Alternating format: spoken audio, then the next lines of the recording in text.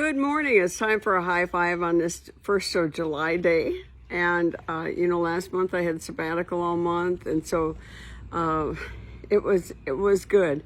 I was several times, I just realized at the end of the day before Ken came home, I haven't spoke to a human being all day.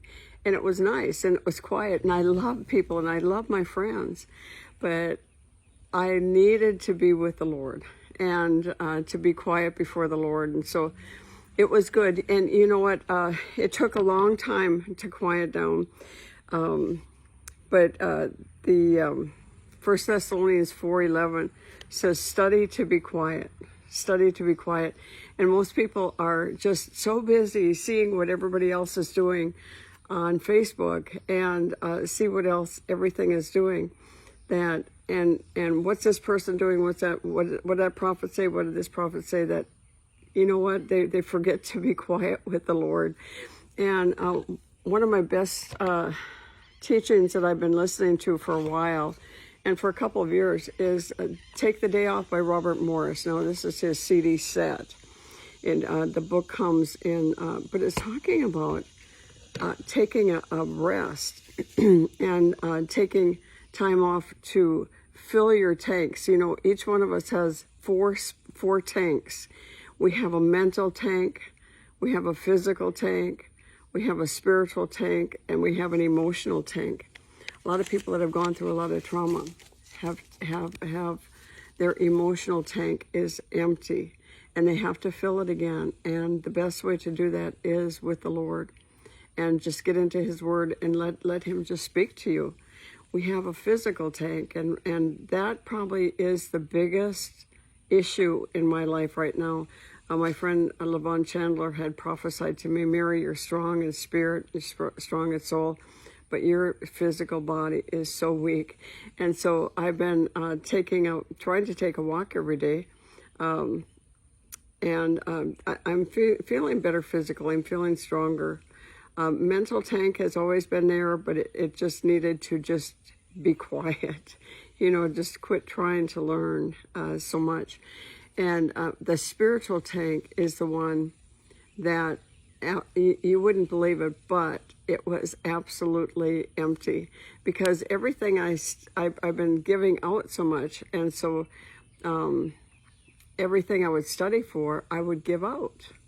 And so that's what happened to me is I just kept, I needed to fill my spiritual tank. And so I will tell you that this past month, I have heard from God more than in the last couple of years, just being quiet. And 1 Thessalonians, if you look at it in the King James version, 1 Thessalonians 4:11 says, "Study to be quiet." And there was many times I would just have to sit there and say, "Be still and know that I'm God."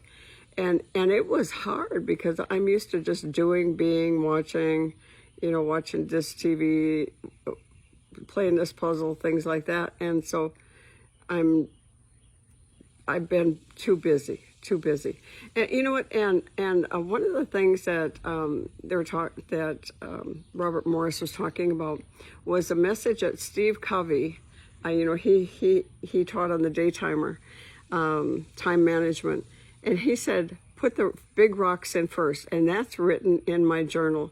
Put the big rocks in first, because he had this big glass jar, and so he put big rocks in. And then until he got to the top, and he said, "How many think that this is full?" And people raised their hand, and so then he started putting in smaller rocks, and they started falling in. "How many people think that it is full now?" And a few people raised their hand, and then he puts in gravel. And he shakes a jar. "How many people think that it's full now?" And not too many people were, just watching now.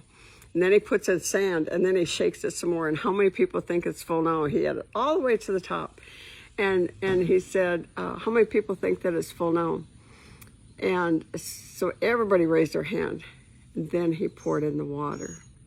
You know what? What are the big rocks that we need to put in our day first? time with the Lord. Another big rock is exercise. Another big rock is spend time with your family. You know, and sometimes all those other little things at the end of the day said, I've been busy all day and what have I accomplished? Put the big rocks in first. Everything else will fall in place. Amen. Have a great day. Bye-bye.